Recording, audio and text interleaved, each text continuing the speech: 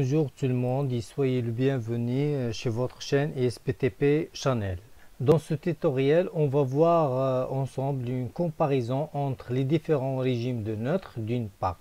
Et on va voir aussi le choix de régime de neutre selon type de construction et d'autre part, on va voir le danger électrique selon les régimes de neutre. Les trois régimes de neutres à étudier sont TT, IT, ITN et comme vous voyez sur chaque régime de neutre selon notre cas représenté par deux lettres.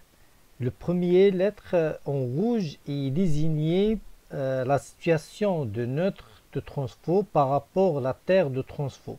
Et le deuxième lettre en jaune est désigné la situation de la masse de construction, ou bien les carcasses des appareils par rapport à la terre de construction ou par rapport au neutre. Et comme vous voyez sur ce tableau en rouge, à propos le régime TT, que le neutre de transformateur est raccordé avec la terre de transformateur.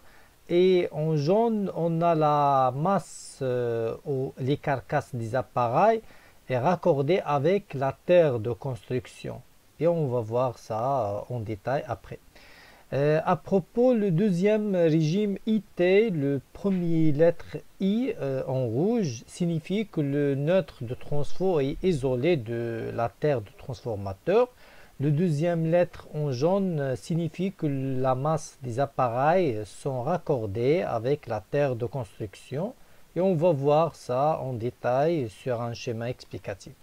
Le troisième régime TN, le premier lettre T en rouge signifie que le neutre de transformateur est raccordé avec la terre de transformateur. Le deuxième lettre N en jaune signifie que la masse ou les carcasses des appareils est raccordée avec le neutre.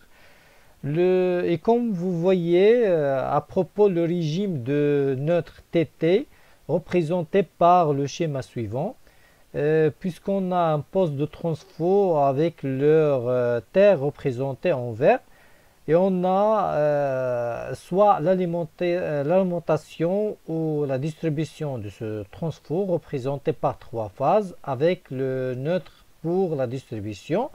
Ce neutre lié avec la terre de transfo, ce qui signifiait le premier lettre de régime TT. Et que la masse du carcasse des appareils représentés par TE1 est liée avec la terre de construction, ce qui signifie le deuxième lettre de régime TT.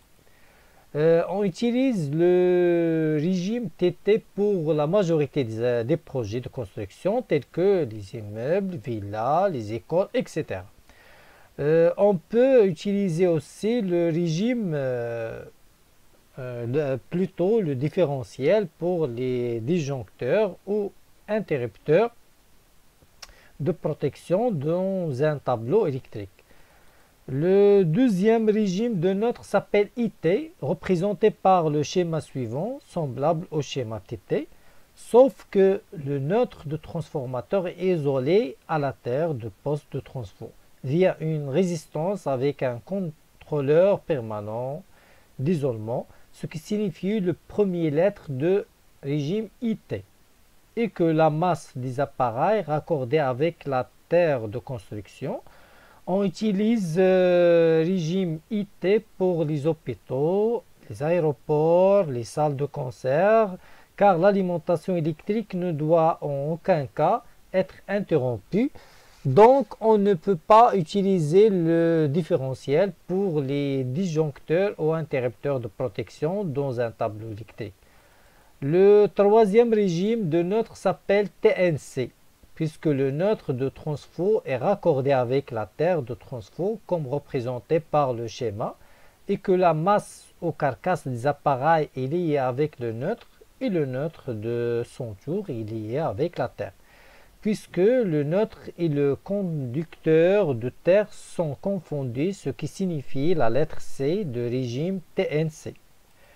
Ce régime de neutre TNC est interdit pour les petits câbles dont la section inférieure à 10 mm², donc c'est un régime robuste destiné en général pour l'industrie, mais le moins sécuritaire, car lors d'un défaut, le neutre non coupé par un disjoncteur ou interrupteur, et on a seulement 4 conducteurs, 3 phases et un neutre, et alimenter les tableaux électriques de ce régime TNC.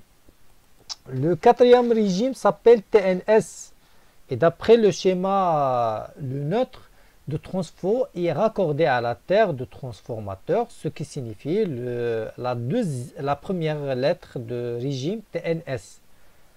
Et la masse des appareils est raccordée de neutre, ce qui signifie la deuxième lettre de TNS.